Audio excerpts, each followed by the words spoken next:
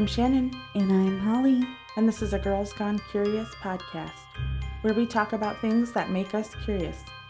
So grab your favorite drink, sit back and relax because your show is loading.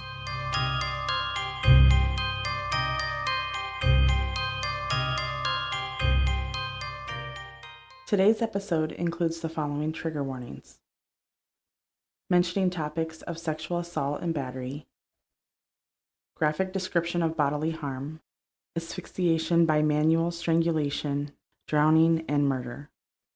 This podcast is not suitable for children. Please listen with care. We apologize if we say any of the names or places wrong in today's case. This week's true crime category is serial killers, so let's get into it.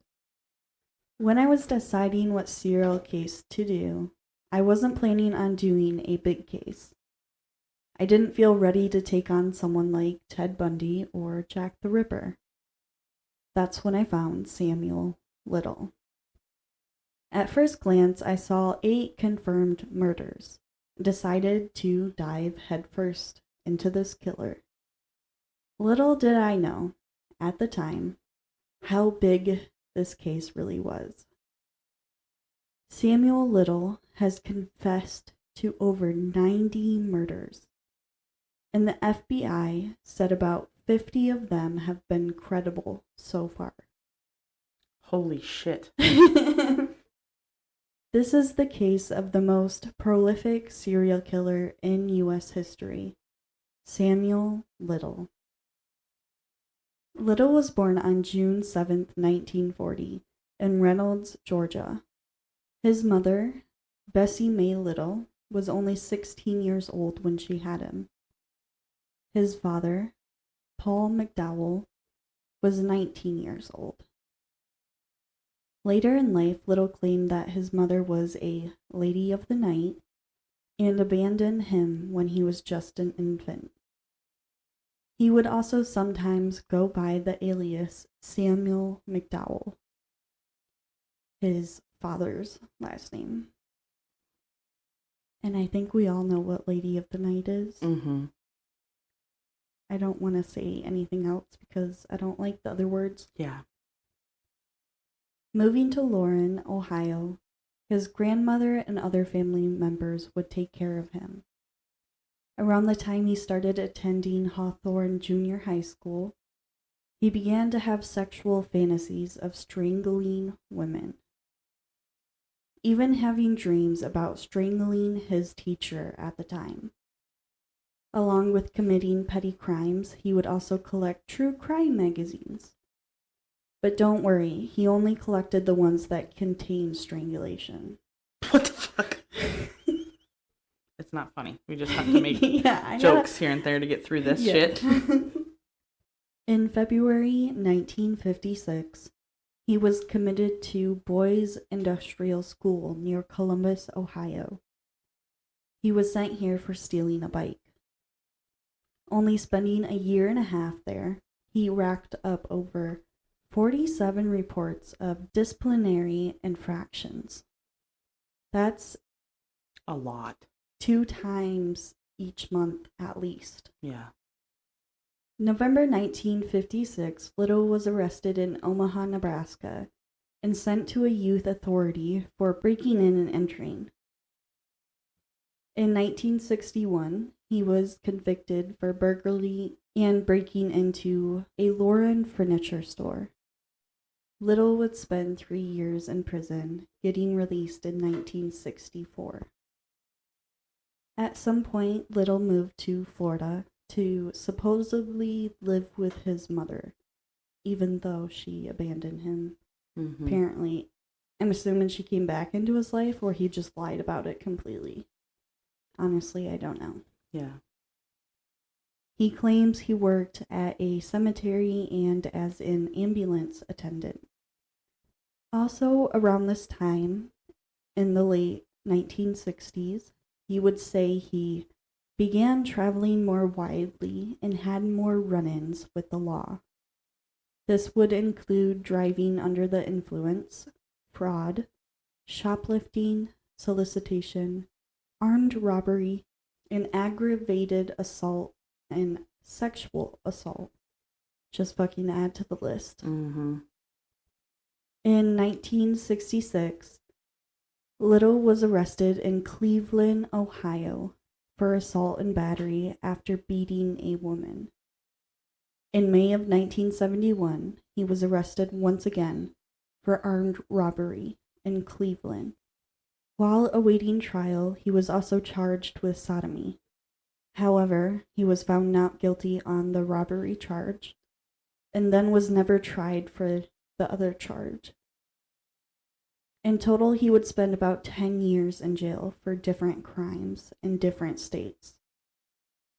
By 1975, at 35 years old, he had been arrested over 26 times in 11 different states. Little would get together with a woman named Orella Dorsey, also goes by Jean, in 1972.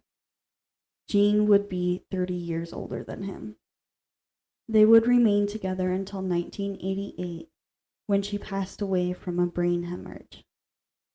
While together, they moved to many different states throughout the Midwest and South. They would commit many petty crimes together, like shoplifting, burglary, fencing, stolen goods. You know, the normal stuff that couples do. September of 1976, Little was arrested for intent to ravish S.A. in St. Louis, Missouri. The victim claims she was attacked from behind with an electrical cord, then forced into his car where he beat her until she was unconscious. He drove to a remote location and S.A'd her before she was released or escaped. I don't know how she got out of the situation. Little would only be sentenced 3 months in county jail. Of course. Yeah. Sometime in November 1982, Little was arrested in Pascagoula, Mississippi for shoplifting. When brought in, he matched a description of a suspect in a murder case. This case would be 22-year-old Melinda Lepre. He was charged with murder, but the grand jury declined to indict him. After this, he would be extradited to Florida for the murder and S.A. of Patricia Mount. He would be tried there and found not guilty. Melinda Rose Lepre, also known as Mindy, was born on March 21st, 1960. She was ambitious and loved music. It is believed at some point she moved states away from her family, and during that time, that was the last time her family saw her alive. Mindy went missing sometime in September of 1982, and her brother would also file a missing persons report around this time as well. So I'm assuming her and her brother stayed in contact, because I don't know how her family situation works out or not. Yeah. Her remains would be found on October 4th, 1982. G.J. Brooks, who was lead detective on Mindy's case, said he had taken Little into custody, but had to let him go because there wasn't enough evidence, claiming that the case wouldn't stand up in court. The day Mindy went missing, she was working as a lady of the night and had 2 other co-workers with her. They witnessed her get into the car with a man that looked a lot like Little. One of them even said she heard him say he wanted to kill Mindy. When G.J. Brooks was asked about the witnesses later on, he would claim that they were just hearsay, pretty much not real evidence. Fucking bullshit. It's because of what she was doing for work. And we're probably going to talk about that later. Patricia Ann Mount was born on July 14, 1959, in Madison, Florida. At the age of 26, her body was found in September of 1982. She was naked in a hayfield just off US 27 in Alcoota County, Florida. Little was confirmed to be the last one to see Patricia the night she went missing. He went to trial for her murder in January of 1984. After deliberating for less than 30 minutes, the jury acquitted him on all charges. After this, Little would move to California, where he continued to get arrested and commit crimes. In October of 1984, he was arrested for 2 different assaults in San Diego. One of these assaults would be on Lori Burrows. Little would kidnap, beat, and strangle her. After assaulting Lori, he was found by police in his back seat beating and strangling an unconscious woman. These 2 assaults would happen in almost this same exact area. After the jury reached a deadlock, Little pleaded guilty to assault and false imprisonment. He would serve 2.5 years in prison and get out in February of 1987 and move to Los Angeles. How many times does a person need to be arrested to? Yeah. Fucking bullshit. In 1991, he's back in Loren, Ohio, and steals a carton of cigarettes, and while fleeing, hits someone. They charge him with aggravated robbery, and I don't know what he was sentenced for, if he was even sentenced at all. Knowing his track, probably wasn't. Yeah. Sometime in 2007, while in Los Angeles, Little was arrested for being in possession of cocaine. He pleads guilty, but fails to attend the court-ordered drug rehabilitation program. This would cause a bench warrant issued for his arrest. On September 5th, 2012, Little was arrested for the last time. He was found at a homeless shelter in Louisville, Kentucky. Then he was extradited to California to face a narcotic charge. Mitchell Roberts, who was a Los Angeles PD just assigned to cold cases, noticed a similarity in some of the cases. While looking into them, she noticed 3 that were almost identical: Carol Alford, Audrey Nelson, and Guadalupe Apodaca. She also noticed a man was living in the area at the same time of all 3 deaths. Can you guess it? It was Little. Coincidence? Shocker. I think not. Yeah. At the time of Little's arrest, Robert sent officers to Kentucky to collect DNA from him, which was just a swab of the mouth. They would also show him the 3 pictures of the 3 women, and he claimed he had nothing to do with them. He didn't know them. After being moved to California, his DNA came back as a match to all 3 cases. January 7th, 2013, Little was charged with all 3 murders. September of 2014, trials began.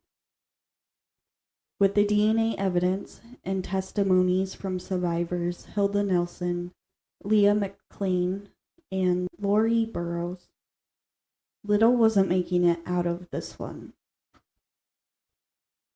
September 4th, 2014, he was found guilty on 3 counts of first-degree murder and was convicted on September 25th.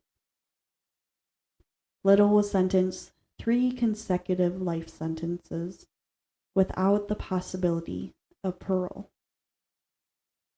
Little would maintain his innocence all through trial. and even to the point where he shouted, "I didn't do it," at his sentencing. Real fucking childish. Mm. And I also believe that during the trial, he was yelling and screaming at the victims, and the judge had to cut him off. Good. That, or like him and the victims' families were kind of arguing, and he was yelling and real fucking childish. Yeah. It wouldn't be until 2018 when he would begin telling the truth, or what we are assuming is the truth. Texas Ranger James Holland would gain Little's trust and begin multiple sessions of interviewing him. Holland would have the help of FBI analysis Christy Palazzolo and Angela Williamson.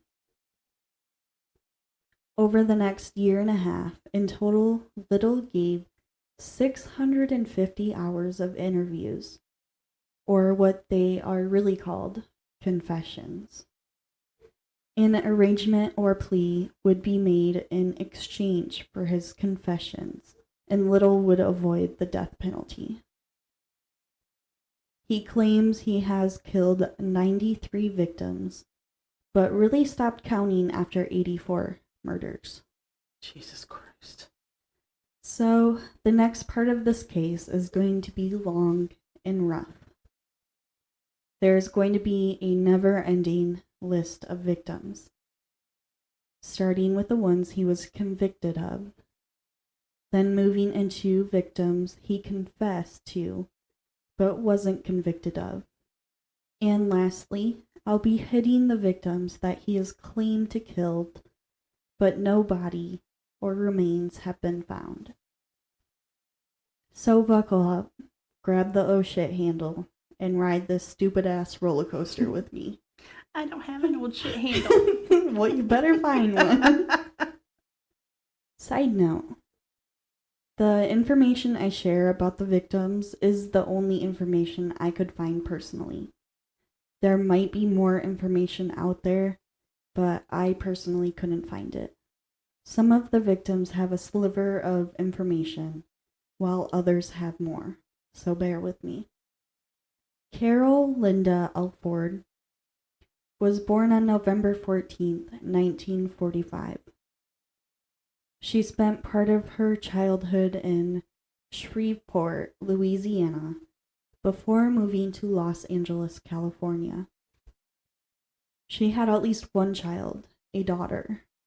At the age of 41, her body was found in an alley behind East 27th Street on July 13th, 1987, in Los Angeles, California. She was naked from the waist down, only wearing one sock, and her shirt was pulled up over her bra. There were drag marks near her body, which made police believe she was killed elsewhere, then dragged to the alley. The autopsy showed she died from asphyxiation by manual strangulation. She had bruises on her jawline, hemorrhages in and around her eyes, and scratches and abrasions on her neck, some being from fingernails. Some hemorrhaging on her scalp or temple area was consistent with being hit or punched in the head. Carol's voice box and hyoid bone also showed hemorrhaging that happened before death. In her blood, it showed she had alcohol and cocaine in her system. Carol's daughter was the one that had to ID her body. The DNA that matched Little was found under Carol's nails and on her shirt. He was found guilty of her murder on September 24th, 2014. Before Carol's death, Little attacked many women. One came forward after he was convicted. This victim claimed that she sometimes worked as a lady of the night, but she wasn't when Little attacked her. Coming up from behind, he wrapped an arm around her throat and pulled her into a dark-colored car. He tied her up and choked her until he eventually pushed her out of his car, right onto a pile of trash. Fucking asshole. Audrey Ellen Nelson Everett, that's a mouthful, was born in Cambridge, New York on August 27, 1953. Daughter of George E. Nelson and Helma Nelson. Audrey had 2 sisters and 4 brothers. She got married in 1974 and had 1 daughter. When her daughter turned 1, Audrey gave up custody to her parents. Audrey wasn't able to provide what her daughter needed, and I don't know exactly what that means. At some point, she moved to Los Angeles, California, to become a cosmetologist. I also don't know if her husband was in the picture or if they were even still married. Audrey's body was found on August 14, 1989, in a dumpster behind a nightclub in Los Angeles, California. She was nude from the waist down, and her sweatshirt was pulled over her shoulders. No other belongings or clothes were found. On her back, there was dirt, scratches, and abrasions, showing that she was possibly dragged while she was still alive. Once again, police believe she was killed elsewhere, then brought to where she was found. The autopsy showed she died from manual strangulation. There were severe bruising on the front of her neck with fingernail marks on the right side of her throat. She also had severe bruising on her head, chest muscles, stomach, and abdomen. Her thyroid cartilage and hyoid bone was fractured and also had major hemorrhaging on her throat muscles. She also had cocaine in her system. Little's DNA was found in her left fingernails. He was found guilty of her murder on September 25th, 2014. Guadalupe Apodaca's body was found on September 3rd, 1989, at an abandoned auto repair shop in Los Angeles, California. She was found by a boy who kicked his ball towards the abandoned building. Guadalupe had at least 1 son and was 46 years old when she died. Unfortunately, there's not much else known about Guadalupe. She was found naked from the waist down, with only 1 white shoe on. The autopsy showed she died from manual strangulation. She had bruises and abrasions on her neck, throat, eye, nose, and lacerations on her lip. Both her larynx and hyoid bone were fractured. Bruises on her chest lined up with someone kneeling on her chest as she was being strangled. This led to her having a seizure before dying. Bruises and abrasions on her legs showed she had been dragged before death. Other bruises lined up with blunt force trauma to the head. Guadalupe was assayed. They did find blood in her anal cavity. Little's DNA was found on 2 cuttings of her shirt. He was found guilty of her murder on September 25th, 2014. Annie Lee Stewart was born on October 17th, 1948. She was last seen on October 6, 1981, getting out of a cab at General Hospital to visit her sister who was in the hospital. And this hospital is now called the Cincinnati Academy Health Center. Her body was found on October 13th, 1981, in a field near Queen Anne Place in Grove City, Ohio. Little admitted to killing her on October 11th and disposing of her body in the woods behind some apartments in Queen Anne Place. He was found guilty of her murder on August 23rd, 2019. Mary Jo Payton remained unidentified until 1992, when her thumbprint was put into the FBI database. She was born on October 12, 1961, and at only 21 years old, she was killed. Little claimed he picked her up sometime in 1984 at a bar near East 105th and Euclid Ave in Cleveland, Ohio. He took her to an abandoned factory where he strangled her, then threw her down a stairwell. She was found on July 3rd, 1984, by two workers nearby. They would have to use a model to create what she looked like.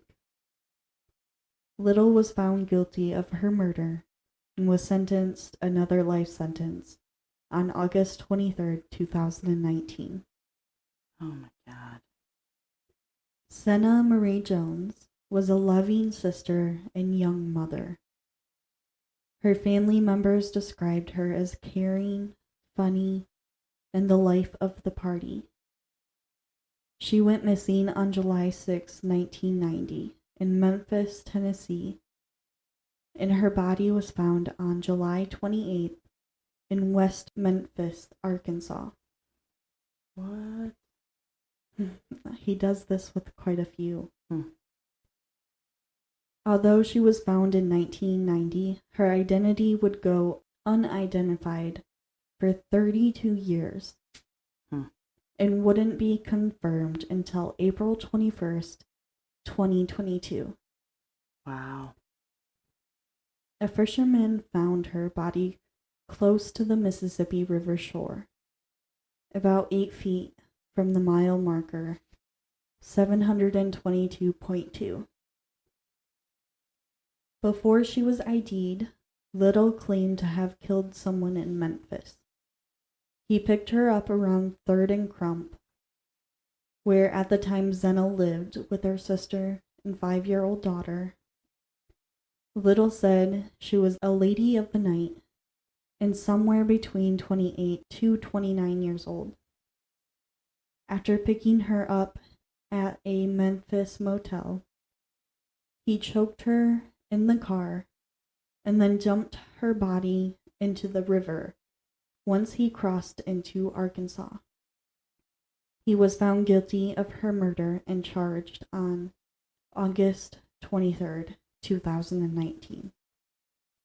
Her daughter Tally and her sister Vicky would see News Channel 3 release a sketch Little painted of his victim in 2019. As soon as they saw the drawing, they believed it was Zena. The news channel would help them get into contact with the authorities, where Tally would give a sample of her DNA to compare to this Jane Doe in 2021. After a little over a year, the test came back, confirming that Jane Doe was in fact Zena. Police are currently trying to locate her remains to be able to return them to her family to have a proper burial. Rose Evan left her hometown in Binghamton, New York, when she was 17 years old. At 32 years old, her body would be found on August 24th, 1991, in Cleveland, Ohio. Little claimed to offer her a bride in the East 55th Street and Central Ave. He would strangle her in his car, then hide her body under tires in a lot near East 29th Street. He was found guilty of her murder on August 23rd, 2019, and was sentenced to another life sentence. But the thing is, like, these life sentences don't really do anything. Mm-mm. Denise Christie Brothers was born on January 19th, 1956, and was a mother of two.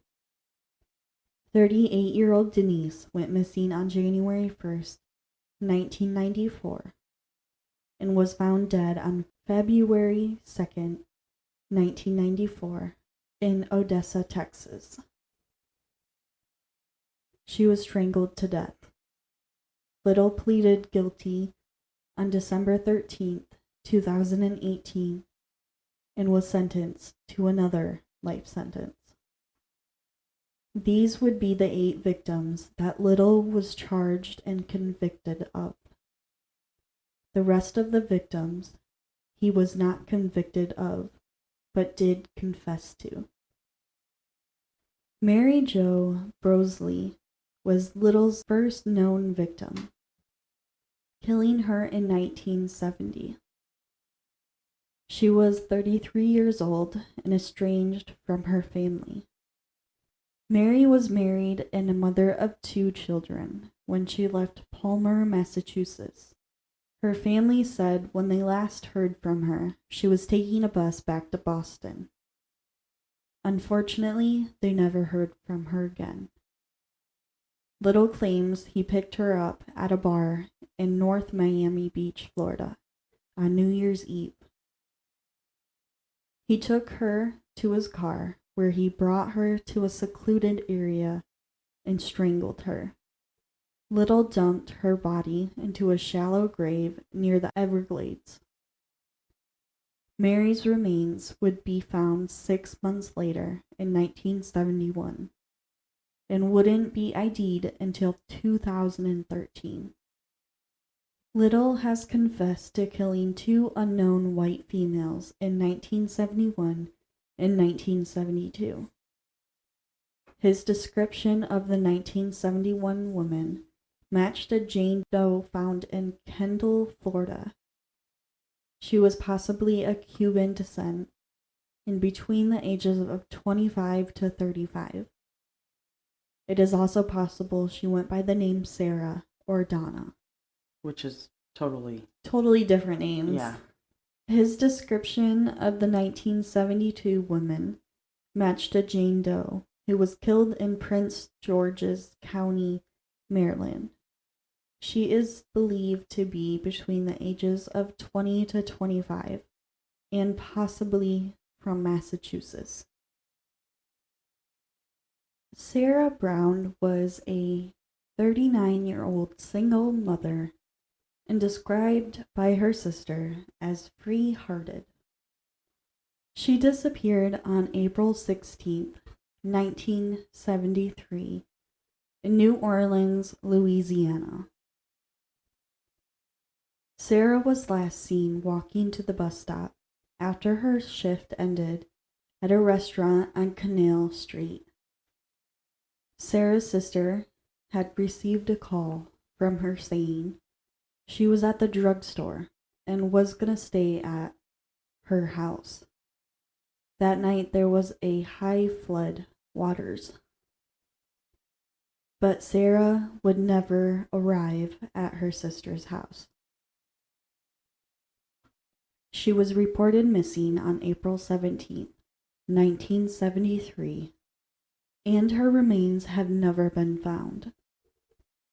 Sarah's purse was found on Carlton Ave, but there was no sign of Sarah herself. In the purse, there was no money, even though she had just been paid $75 that night for working. Little confessed to murdering her. Agatha White Buffalo lived in South Dakota's Rosebud Indian Reservation. She was a housewife with children practicing Catholic faith. People described her as a good mother, real kind, gentle-hearted, and just an overall nice person.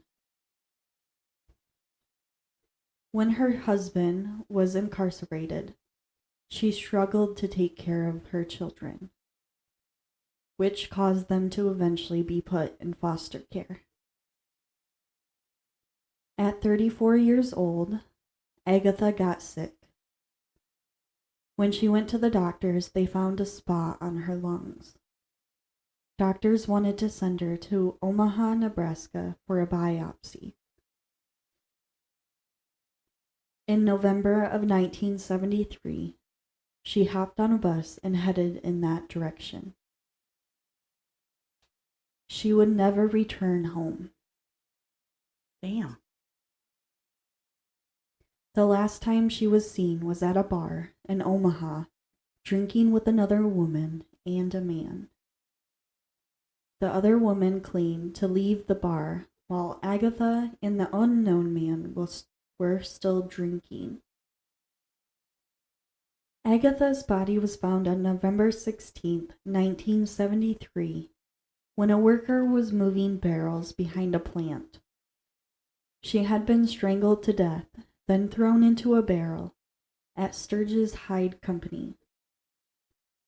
Her clothes were later found near where she was found. Little didn't officially confirm that he killed Agatha, but he did admit to killing a woman in South Omaha in 1973. Leola Etta Bryant disappeared in March of 1974 when she was 51 years old. She wouldn't be ID'd until 2020. Her skeletal remains were found on October of 1977 by a worker clearing brush from a property near Highway 52 in Goose Creek, South Carolina, which is just north of Charleston in Berkeley County. Her bones were scattered throughout the woods where she was found. At the time, her ID and cause of death could not be determined, turning it into a cold case. Her remains sat at MUSC Health University Medical Center until they were moved in June of 2020 to the University of North Texas, and then moved one more time to Berkeley County Sheriff Office to conduct a new investigation. She was known as the Berkeley County Jane Doe. After they did a facial reconstruction and more investigating, the remains were believed to be Leola. She was last seen at Midway Bar on Reynolds Ave. Little admitted to killing an unknown female in the same area, strangling her and leaving her body on the side of Highway 52. Martha Cunningham was last seen on New Year's Eve in 1974 in Knoxville, Tennessee. Her death was marked as a natural cause until Little admitted to killing her on that same day. Her body was found on January 18, 1975, by a pair of hunters in a wooded-off area off Oglesby Road in East Knott County. She was bruised and naked from the waist down, and her purse and some jewelry were missing. 'Cause this totally screams natural cause of death. I mean, I was gonna say, that totally makes sense. Yeah, like what the fuck? Lee Ann Helms was 21 years old and lived and worked in downtown Atlanta, Georgia. She was born on April 7th, 1956. Her body was found in the Union City intersection of Oakley Road and Oakley Industrial Boulevard on June 27, 1977. A man was working in the area when he was taking a lunch break. He went into the woods to use the bathroom when he found the remains of Lee. A picture of Lee was sent to Little, and he confirmed that he did strangle her to death. While at a club, Little claims he met her there and killed her on June 26, 1977. On November 16, 2018, a Macon, Georgia sheriff announced Little's confession of killing an unknown victim in 1977. Yolanda Plez was in her 20s when she went missing. For over 4 decades, Yolanda's identity remained a mystery until 2023. Her family believed she was still alive, but found out she wasn't from the sketch Little painted. Fredonia Smith was only 18 years old when she was murdered. Her remains were found near Washington Park in Macon, Georgia. She was last seen on March 10, 1982, and a little over a month later, her body was found. Her brother was almost the one who found her body. He said he went to the park, sat on a bench near where her body was found. If he would have just actually looked around the bench, he would have seen her remains. Wow. That's just horrible to Yeah. even. Little confessed to killing Fredonia in 2018. Clara Birdlong was born in 1933 in Leflore County, Mississippi, and was known as the Escatapa Jane Doe until she was ID'd in 2021 using DNA and a genealogy tree. Her 93-year-old grandma and her cousin were living in Texas. Claire's grandma claimed she went missing in the 1970s. Her remains were found December 27, 1977, at a construction site in Pascagoula, Mississippi. Little was arrested in the same city a couple of months before she was found. Little confessed to killing an unknown female around the same time and in the same city. He was never able to officially confirm if it was Clara or not, but we're assuming. Clara was found by hunters 4 months after her death, near what is now known as Highway 613 and Interstate 10 in Jackson County. Her cause of death was unknown.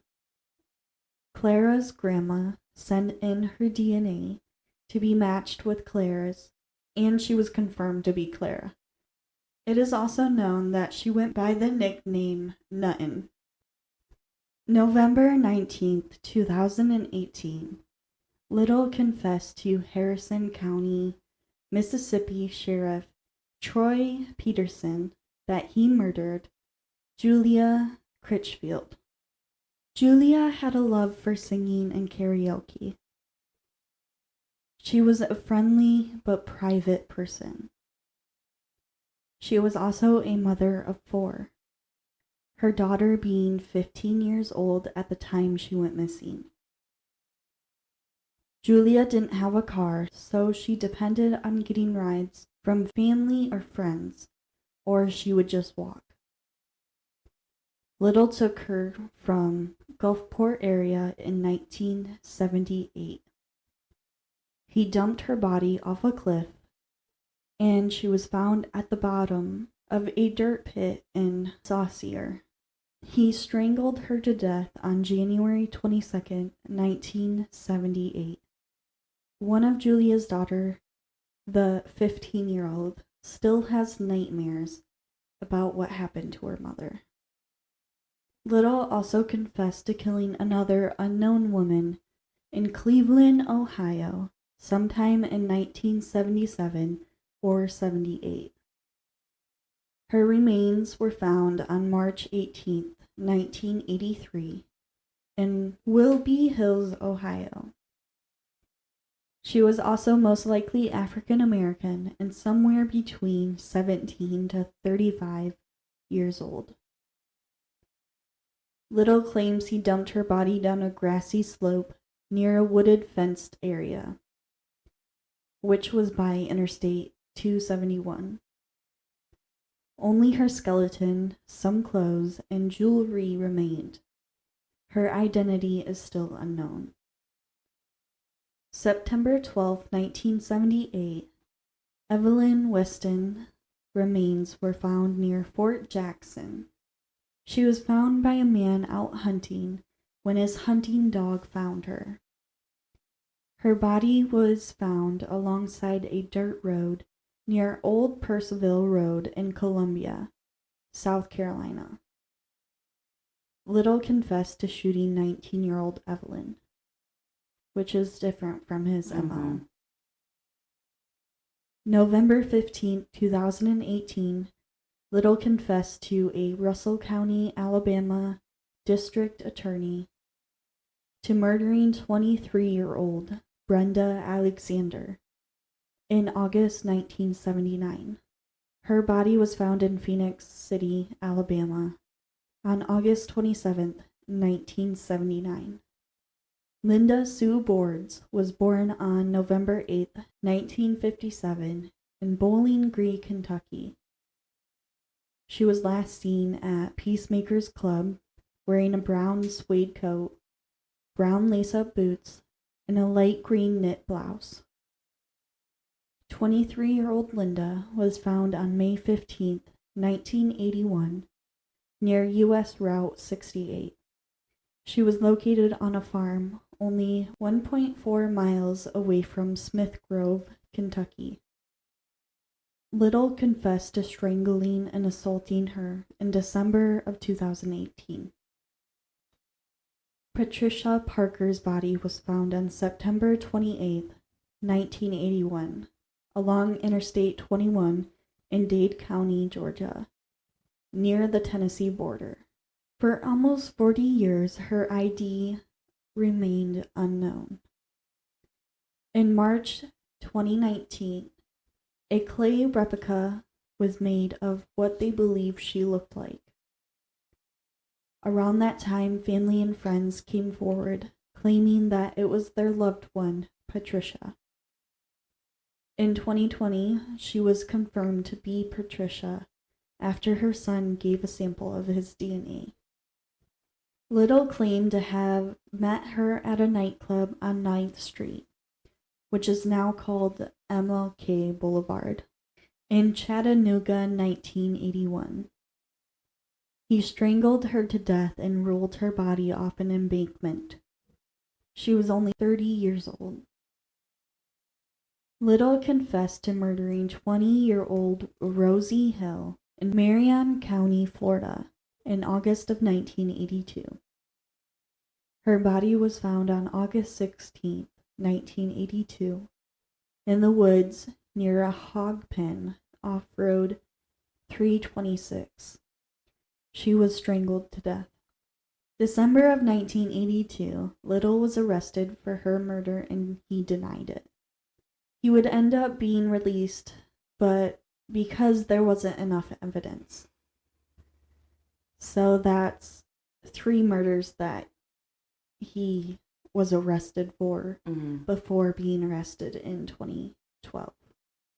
Rosie was born in Arkansas and moved to Florida as a teenager. She was a good kid and got good grades. Her mother said Rosie never gave her any problems. She was one of 6 siblings.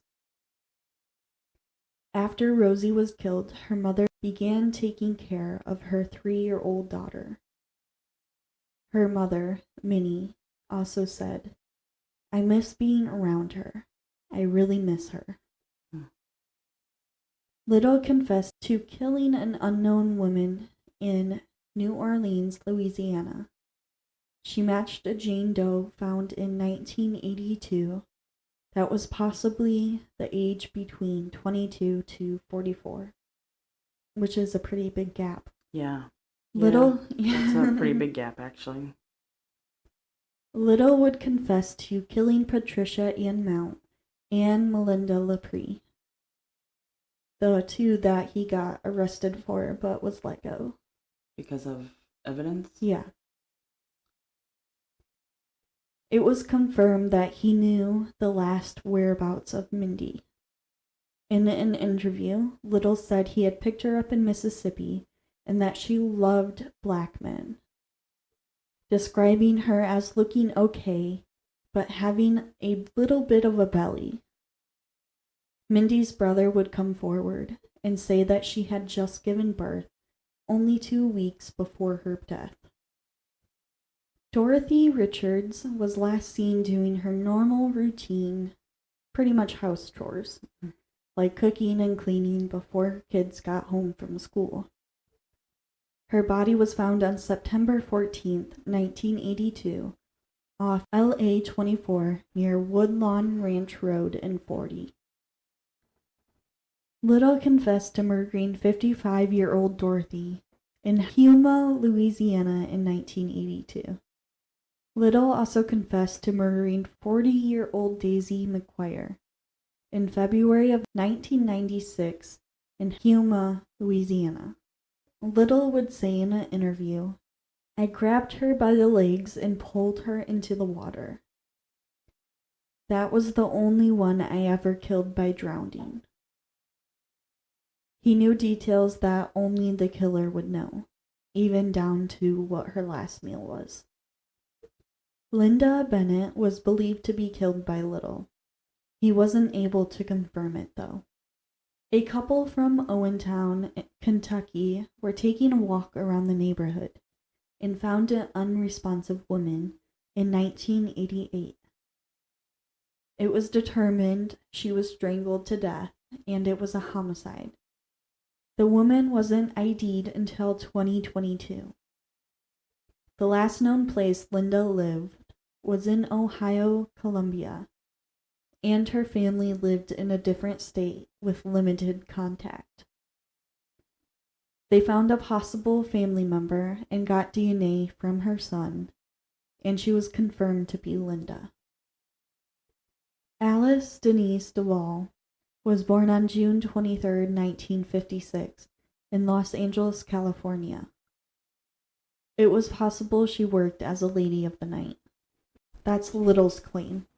Oh, okay. Little claimed that she was a lady of the night. So I don't know how fucking true that is. Right.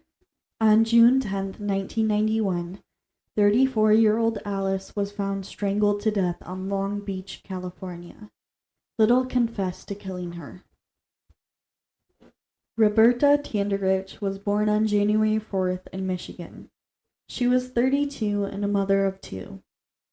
Family reported her missing on September 1st, 1991.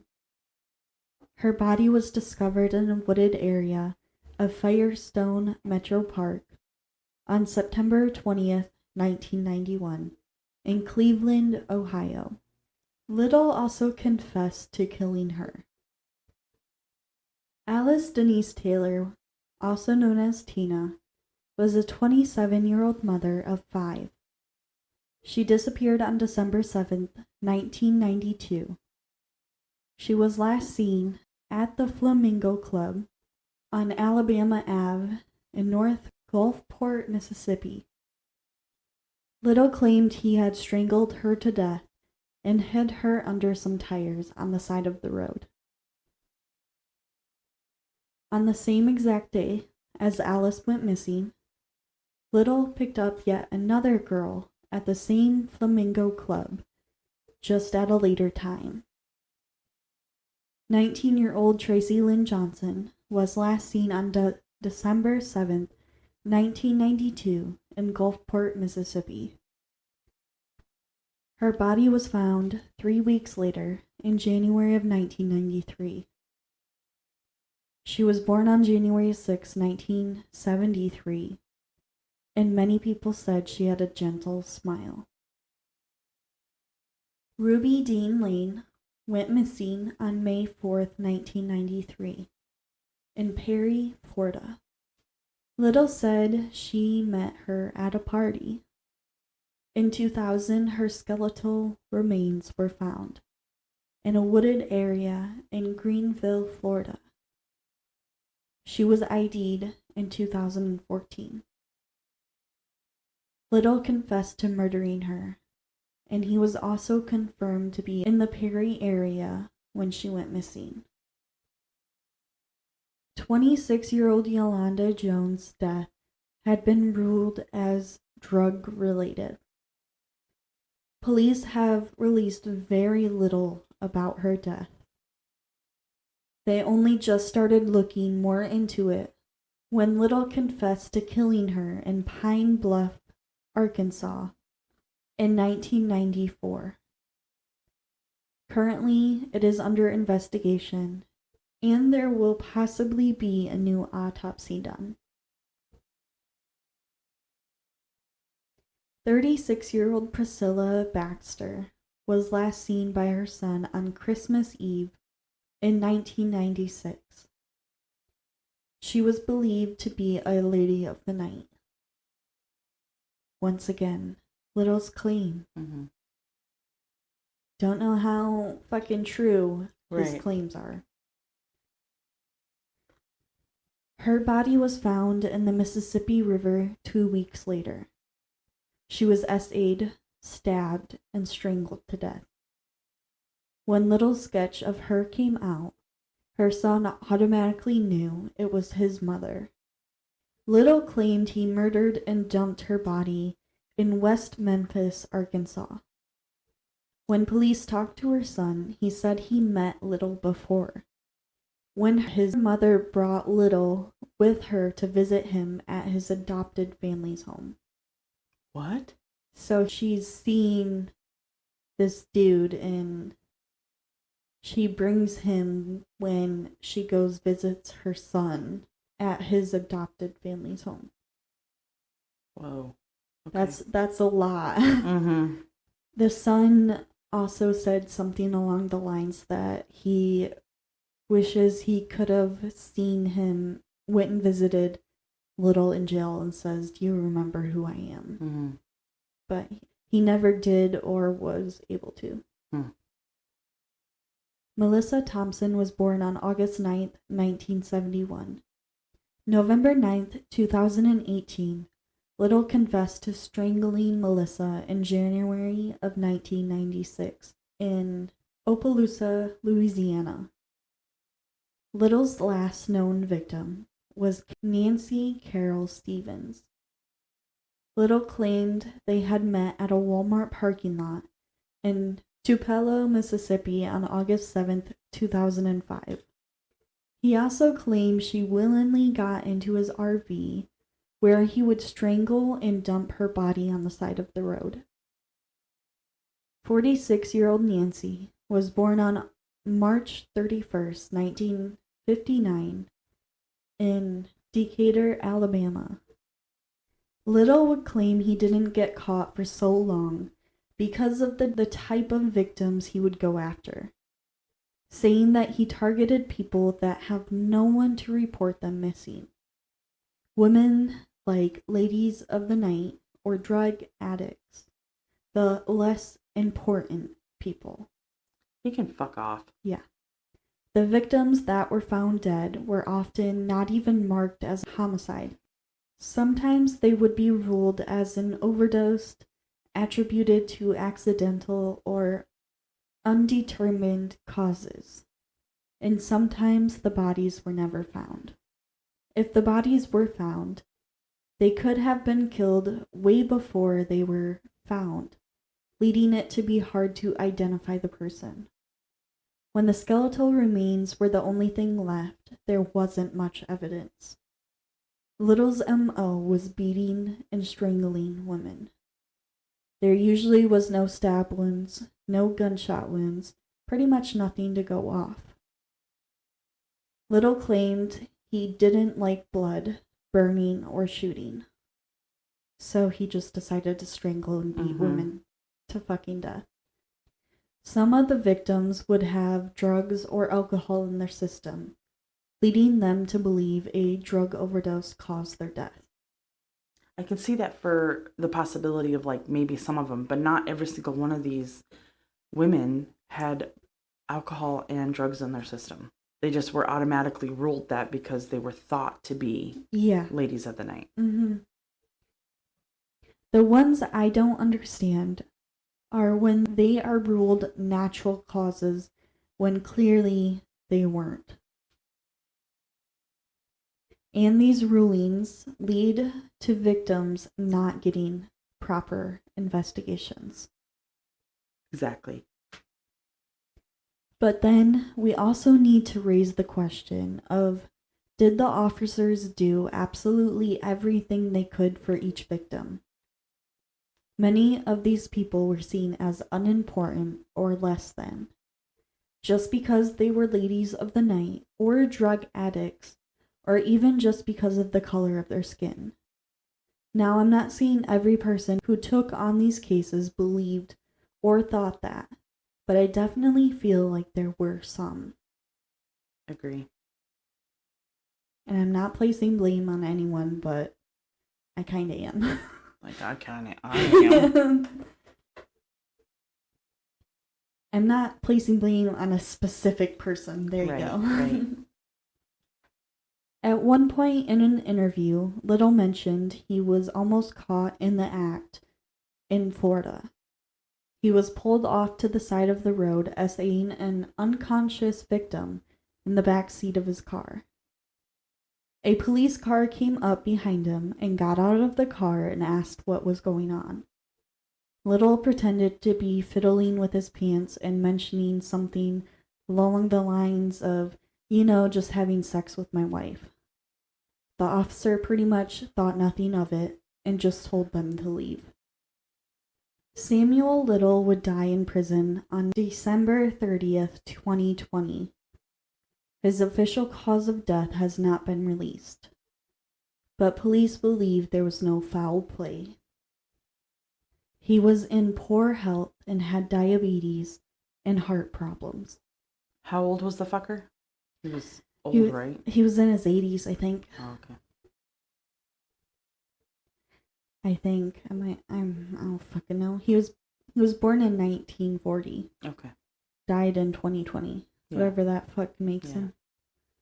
VICAP crime analysis Christy Palazzolo said, for many years Samuel Little believed he would not be caught because he thought no one was accounting for his victims.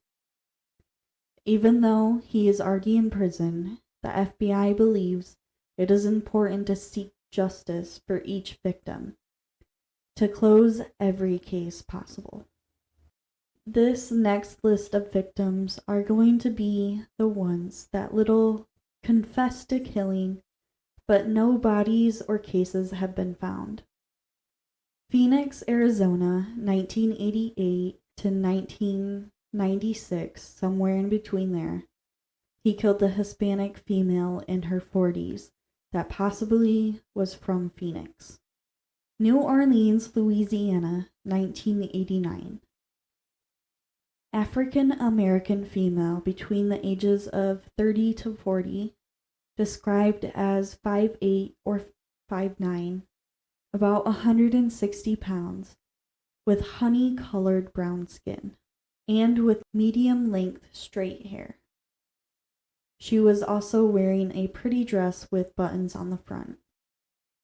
Little met her at a club where she was celebrating a birthday party with her friends and one of her sisters. She told Little she lived with her mom who was sick and even gave him a key to her house, which I don't fucking believe. I don't either. He drove them to Little Woods exit off I-10 and down a dirt road near a canal. Both got out of the car, then he strangled her to death and left her body there. After this, he would drive back to where he was staying in Pascagoula, Mississippi. And remember, these are all confessed, not confirmed. Mm-hmm. North Little Rock, Arkansas, 1992 to 1994. African American female who possibly went by the name Ruth. He described her as 24 years old, somewhere between 5'5" to 5'7", and about 200 pounds. For about 3 days, Little drove around with her stealing and committing petty crimes. He was arrested for stealing at Kroger on April 20th, 1994. He was let go 3 hours later to move his car from the store parking lot. The woman was sleeping in the back of his car when he returned. He drove her to her ex-boyfriend's house that he believed was named Bear. And he believes Bear is deceased now for some reason. I don't fucking know. Yeah. After leaving there, he took her down a dirt road outside of Little Rock and strangled her to death. He dumped her body on a pile of branches and old corn stalks. It was around or near a cornfield, hence the corn stalk. Her mom was believed to be living in Little Rock. Fort Myers, Florida, 1984, an African American female. Tampa Bay, Florida, 1984, an African American female. Monroe, Louisiana, 1987 to the mid-1990s, sometime in between there. African American female that was 24 years old. San Bernardino, California, 1984. African American female between the ages of 18 to 23. Plant City, Florida, 1977 or 1978. African American female, 41 years old, and met in Clearwater, Florida. The next list is going to be all from Los Angeles, California. 1987, 2 African American females. 1987, African American female that was 19. 1987, African American female that was 50 and possibly called Granny. 1987, African American female, somewhere between 22 to 23. 1987, African American female, 26 or 27 years old. 1991 or 1992, African American female, 20 to 22 years old, possibly from San Francisco. 1992, African American female. 1992 or 1993, African American female. 1992 to 1993, Hispanic female between ages 24 or 25, possibly from Phoenix. 1996, African American female between 23 to 25 years old, possibly called Sheila. 1996, African American female, 23 or 24 years old, possibly called T-Money. 1996, white female, 23 to 25 years old. 1996, African American female, that was 25. That is all the Los Angeles victims. Savannah, Georgia, 1974, African American female, 22 or 23 years old, possibly called Cat. Savannah, Georgia, 1984, African American female, 23 years old. Gulfport, Mississippi, 1980 to 1984, somewhere in there. African American female that was 22 years old. Atlanta, Georgia, 1981, African American female, somewhere between 35 to 40 years old. Atlanta, Georgia, 1984, African American female, between 23 to 25 years old, possibly a college student. Las Vegas, Nevada, 1993. Little was driving a yellow Cadillac Eldorado when he met her on Owens Ave or Jackson Street. Described as thin, dark skin, about 40 years old, 5'5", and 110 to 120 pounds.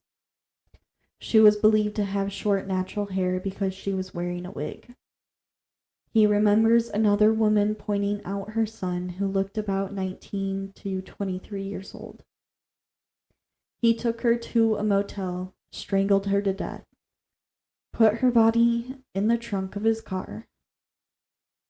Then he drove to the outskirts of Las Vegas and rolled her body down a slope.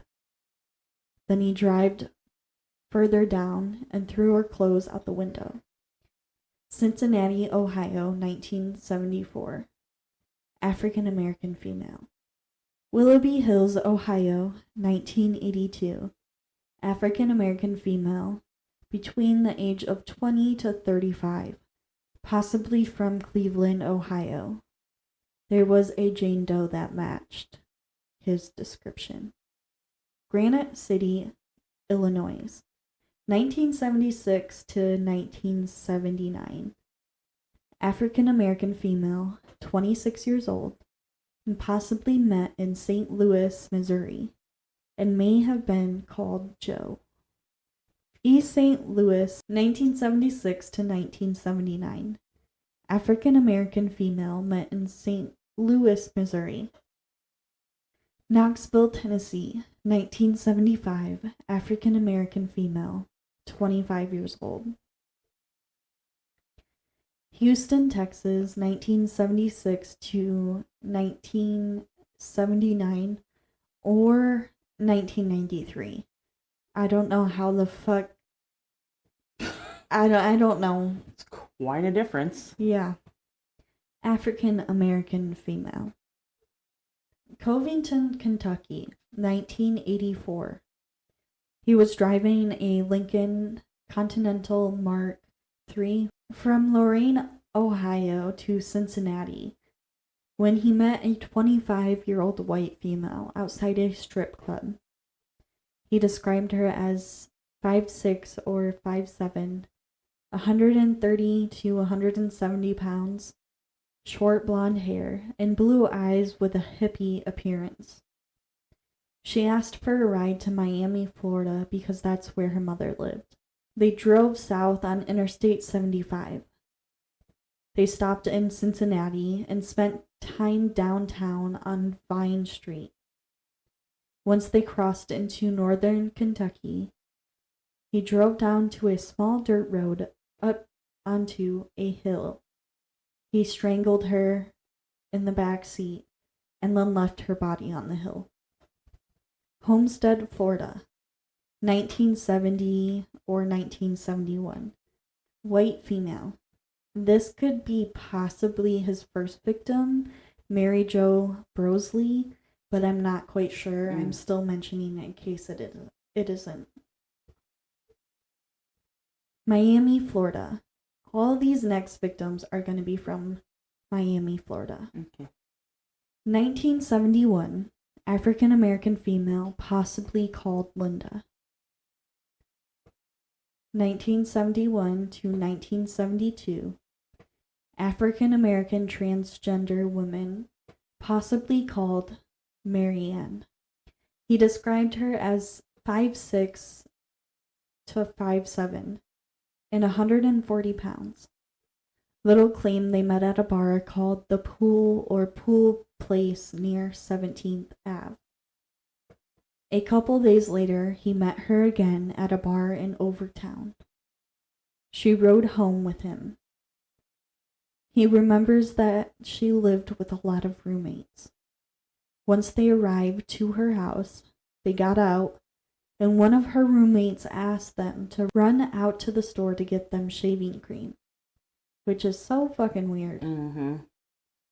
Getting back into his gold 4-door Pontiac Lemons, they drove north on Highway 27. Little pulled into a random driveway and strangled her. Driving further into the Everglades, he pulled onto a dirt road near a swamp or river. He dragged her body about 20 yards into the mucky water, leaving her there. 1971 or 1972. African American female, 21. She possibly could have worked on the Homestead Air Force Base. And our last victim, in the mid-1970s, African American female, 23 or 24 years old, possibly called Emily, and maybe worked at the University of Miami. He's a piece of shit. Yeah, to say the least. So, mentioning some thoughts before we get into yours. On the FBI website, yeah, they have a timeline and then they have pictures of unknown victims and stuff. But there is a 15 photo timeline that shows the mugshots and bookings of Little from 1966 to 1995. Interesting. And also on that same website, while Little was in prison, he sketched and painted his victims, and he would give it to the police when he told them about it. So on there is a bunch of paintings of people, women, and some of them have actually found the actual victims. While interviewing Little, he said, "They didn't know who the hell was doing it. I done go back to the same city sometimes. Pluck me another grape. How many grapes y'all got on the vine here? That one right there. That's a good one." And when he was in the room talking to police, he was like laughing, joking, and he like physically pretended to pick a grape from a vine and eat it. Like, what the fuck? Yeah, that's... He thought very high of himself. Little would drive around to different states killing and selling stolen goods out of the back of his car. Sometimes he would take women out to eat, drinking, or shopping before killing them. He would say he would stare at their throats while eating and drinking. He would also said he picked victims by how attractive their throats or necks were to him. And Little hasn't confessed to just any murder. He only confessed to specific ones and claiming he committed them, saying, "That was mine," or "She was mine." Piece of shit, that's what he is. So his dad's last name is McDowell, and his mom's last name was something different. Why did he go by Little? His mom's last name was Little. Oh, it was Little? I totally missed that. Yeah, it was Little. Betsy Mae Little. Oh, right. Yeah, I missed that. I could. So that question doesn't matter. Did he ever say why he was doing it? Or did he ever say why he would, some of his victims he would take out of state? No, he didn't really say why he was doing it. Probably because he was like, I'd take them shopping in another state and then kill them there. I think probably some of it, he kept them around for a while until he felt like he couldn't stop himself from killing them. And another thing that he said is telling him to not strangle and kill someone is like telling a normal human being a normal human being not to have regular sex. He got a sexual gratification from strangling people. Fucking gross. And some of the victims didn't say they were SA'd, but I'm assuming they probably were. Yeah. The only other question I had, I guess, is besides what the fuck, I wrote that a couple times. Yeah. So the ones that he confessed to and they weren't going to convict him of, was it because there wasn't enough evidence, or was it just because they were like, we don't really know if he's telling the truth or not? I think it was more just because he was already convicted of so many, and all they were going to do was just keep adding life sentences. That's okay by me. Yeah. Like, I mean, I know he's going to die in prison. I know he was going to die, but Yeah, at the same time, it's like he confessed to Just- killing them. Yeah. And he's pleading guilty. You don't even have to Mhm. do a trial, just yeah, charge him. yeah. I don't know. That's I have weird. yeah. I have mixed feelings about all of that as far as that goes. And that just that's what I think it is, but I don't know for sure. I don't Yeah. really know what was going on yeah, necessarily. But it's bullshit. It's bullshit that they didn't get the right type of investigation that they should have. absolutely. Just because of what their profession was, Yeah. or color of their skin, Mhm. anything like that, really pisses me off. We talked about it before, but it's like, yeah, they're ladies of the night, and you look down on them, but you don't look down on the man who is paying Right. for that service. Right. That's probably married and has kids. Yeah, most likely. Yeah. We just look down on the woman. Yeah. Fucking bullshit. Or man, there could be misters of the night. Yeah, absolutely. I guess a thought I had also was, I was kind of wondering if his mom abandoning him, like, that was going to be his excuse, or that he believed his mom was a lady of the night, so that's why he was going around trying to, Yeah. I don't know, but I don't think that was the case. I think he was No. just He was just a piece of shit. yeah. He just picked the people who worked thought- as a lady of the night Yeah. because he was assuming no one would come looking for them. Right. In some cases, that was probably true. In other cases, it was not. Yeah. The other thing about, I just mentioned in general about the police and them not doing necessarily the job. Yeah. But one of, I'm not going to say exactly who, but in a video I watched, and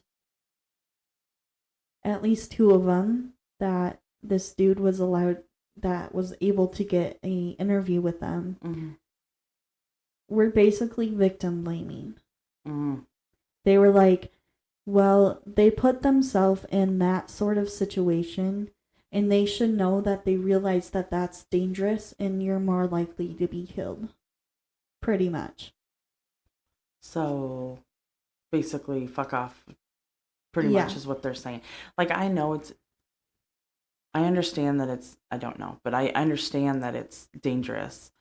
But just because that's what they're having to do or what they chose to do, that doesn't mean that they're any less important than the next person. Yeah. Who says that you're important? Right. More important than those people. And most of them from your list wasn't even ladies of the night. They were just everyday people. I mean, they weren't ladies of the night. They were just, they had other professions. And the one with the little boy. Yeah. Instant pissed off. Like. Yeah. And then another investigator, basically, when it was Mindy's brother, you remember her? Yeah. She had a baby 2 weeks before she was killed. One of the investigators on that talked to her brother, and her brother was saying, like, basically, why aren't you doing your job and stuff? And the investigator turned it on him and said, well, why weren't you a good enough brother to stop her from doing this type of work? That's your fault. You let her do this type of work. Yeah. Yeah. So, fucking pissed me off. Yeah. Not only the fucking killer, but these investigators, these so-called cops that we're supposed to be able to go to for safety, is victim blaming and pretty much putting all the fucking shit onto the actual victim and not the person that killed them. Right. There's a person that killed them. It doesn't matter what the fuck they did or what they do. I'm just... Yeah, I 100% agree. It makes me so angry. Any more questions? Thoughts? No, I don't have any more. Other than what the fuck? Yeah. So on our Instagram, we do have pictures posted of the victims and the sketches and paintings of the unknown women he claimed to have killed. If you do know something, or someone you knows something, or anything about Little's confession, you can contact the FBI at 1-800-CALL-FBI or 1-800-2255-324. Or you can submit a tip online at tips.fbi.gov. tips.fbi.gov.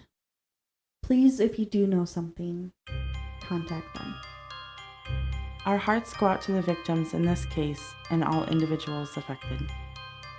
With that is all we have for today. Thank you for listening.